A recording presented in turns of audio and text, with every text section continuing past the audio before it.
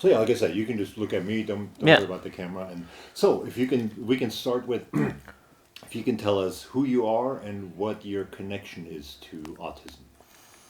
Okay. My name is DArcy. Um, I'm 25. I'm nearly 26 next week, and I am autistic. I like to say it, that instead of I have autism, because it sounds like I have something wrong with me. Um, I've been diagnosed with autism since 2017, um, which happened. What prompted it was like a mental health crisis. I was suffering with low mood and depression and suicidal thoughts and ideas. So yeah, I went to the ADOS assessment, and then they said I was autistic. Initially, I found it hard. It was very deficit model based, but lately I've been learning that there's lots of strengths that come with being neurodivergent.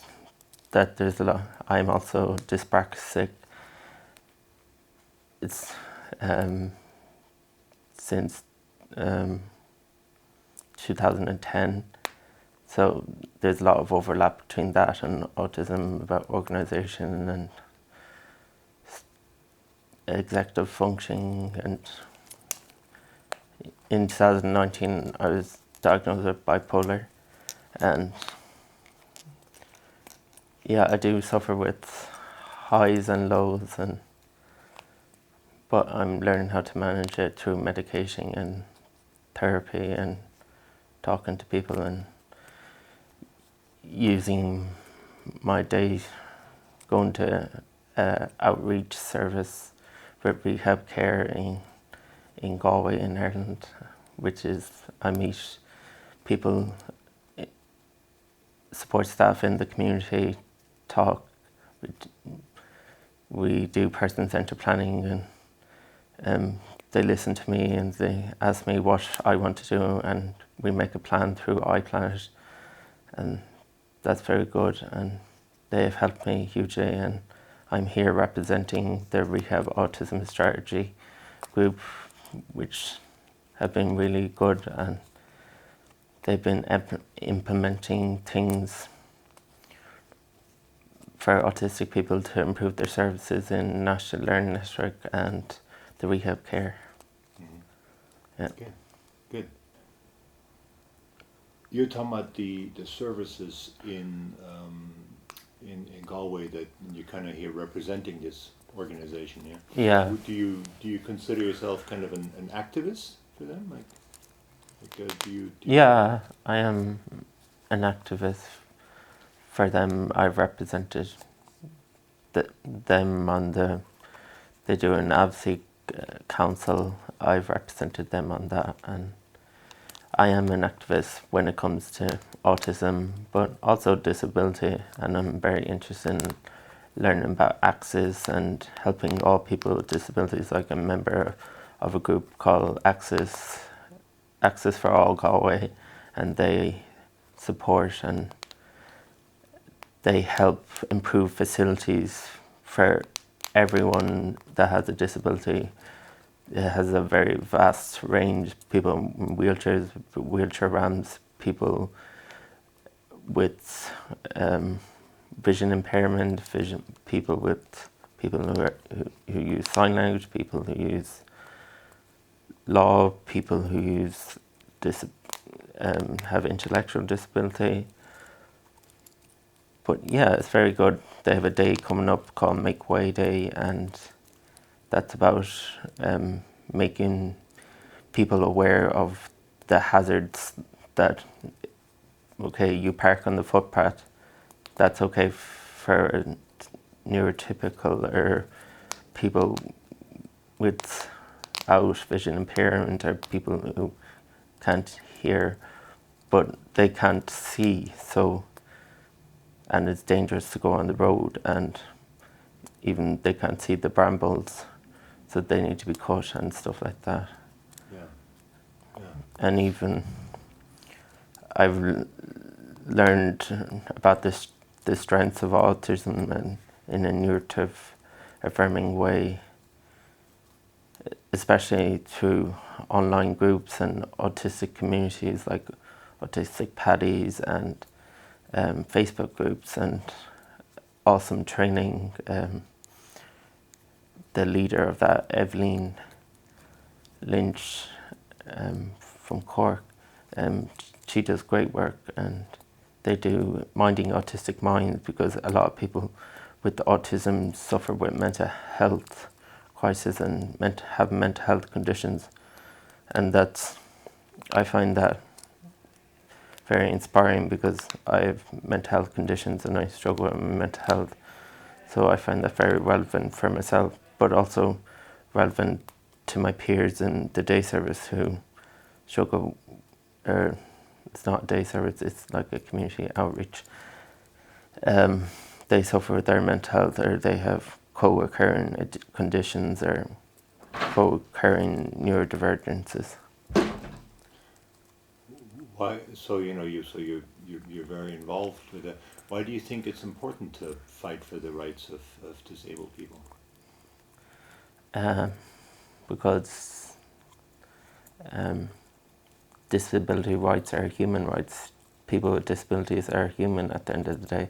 So we need equality, but we need equity too. That not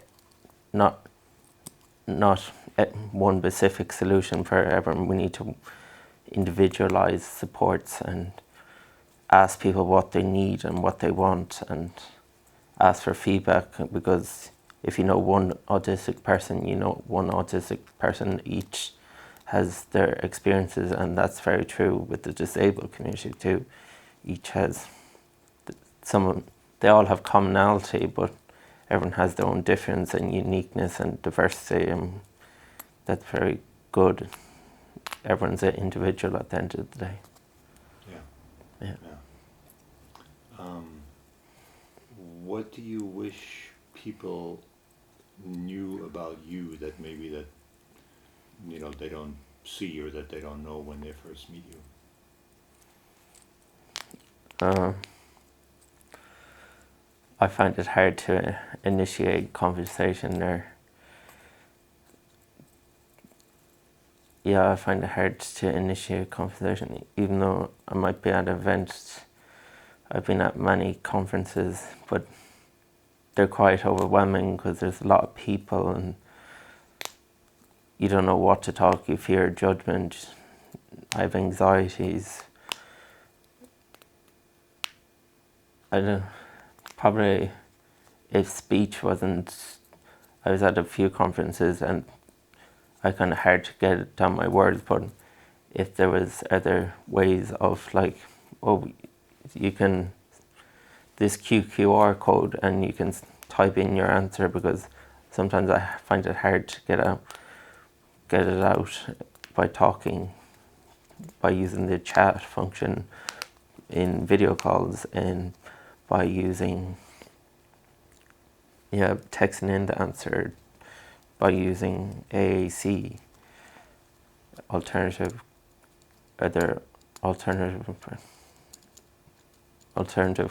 communications, that accepting that communication is more than just the spoken word. Yeah. Yeah. Yeah. Thanks for doing this video. I'm sure it's not Yeah. the easiest. Yeah, it's not the easiest, but yeah. I like to inspire people and show them that there's nothing to be afraid of, and to put your best foot forward, and to keep advocating, and to keep up the hard work, and to engage in community, and to do the best you can to be active, and even I would like to get more involved, like do a poster, because I want to get in. I am autistic, so it's best to get the research from autistic people and I'm doing a course in autism studies in UCC, which is very good, and it's a 2-year course which I've only started, but I've learned loads from this conference and the awesome training conferences and the Autoscape and As I Am conferences. Like, there's so many conferences, but a lot of them are based on that neuroshift affirmative and the strength-based model. There is some medical science things that I don't agree with, and it's hard, especially with the toxic environment in the USA with the Robert Kennedy, I'm going to find a cure for autism and all that, and not supporting people and degrading people and dehumanizing people, which is just awful. Yeah, yes, it is.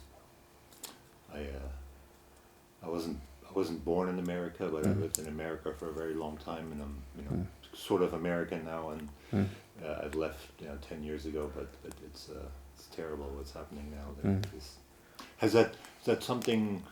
I'm just kind of curious now. I don't know if this part fits into the video, but I'm just curious. Is that something that you have it felt a little me, bit in your daily life here? This kind of that it's coming over from there. Not really, because do I say that I'm autistic? No, I try to fit in, pretend I'm neurotypical when I'm not. It's hard. I do a lot of masking, but when I come to conferences like this, I feel like I can be authentically autistic, which is good. There are safe spaces, like online, but do I feel like I can be safely autistic in my community outside? Not really. I try to blend in or camouflage or mask. It can be hard. Yeah, it must be exhausting. It's kind of hard to, people might say, oh, just stop doing that, but I've been doing it so long, I don't know how to stop doing it. So I probably need help, as everyone does, and even by connecting with more autistic people, I feel like I can do that. Like when I met the autistic people, I had a meetup a few days ago, and I found that really helpful. And I met some autistic people, but normally I don't like groups, but it was nice being in an autistic space and being around autistic people at these autistic conferences. Yeah, I mean, I would hope, of course, I would think that this is a safe space, but you never know. Never know how it feels when you're, in it. But yeah, there's kind of conflicting views, or there's professionals or that may want to know, but maybe something that they say everyone has a different opinion and everyone's on a different journey, so there's some people contesting, or there's a lot with the levels of autism that you're not that severe, even though people don't use that language. Like, I'm still on the journey. I think hopefully from attending these conferences and doing my studies that I've been more neuroaffirmative. Even I have my biases, everyone has biases, so yeah, I won't hold it against myself, but yeah. Okay.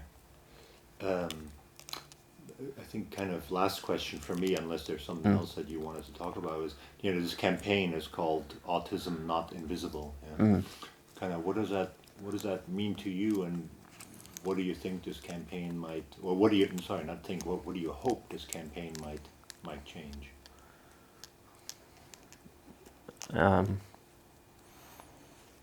I hope that it makes autism more visible, that it shows the diversity and differences that all autistic people face, even though there is some commonality.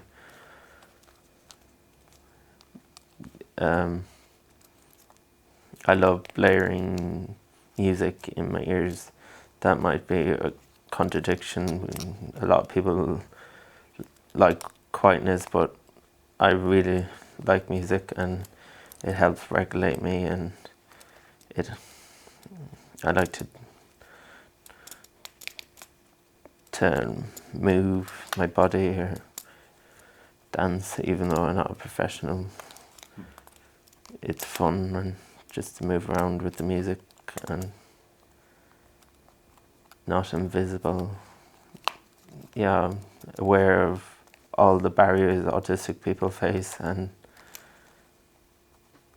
that making it more autism friendly for everyone, but making society open the doors for everyone that's disabled and marginalised. Even though the world is a scary place now, there's a lot of injustice and problems in the world.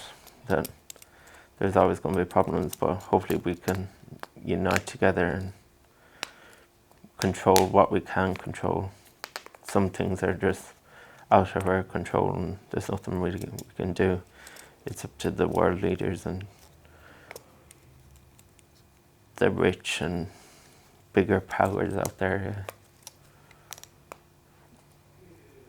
Yeah, that's it. That's good. And yeah, I'm really grateful for this opportunity, and thank you. Thanks to Autism Europe, and As I Am. I had a nice few days at the conference, and it was nice meeting people, even though I couldn't meet everyone, and maybe at times I didn't talk enough, but it is what it is at the end of the day. You can't, there is limitations to everyone, and with energy and everything. Definitely. It's for everyone what you can do in that time, you know. Yeah, you can only do your best. Yeah.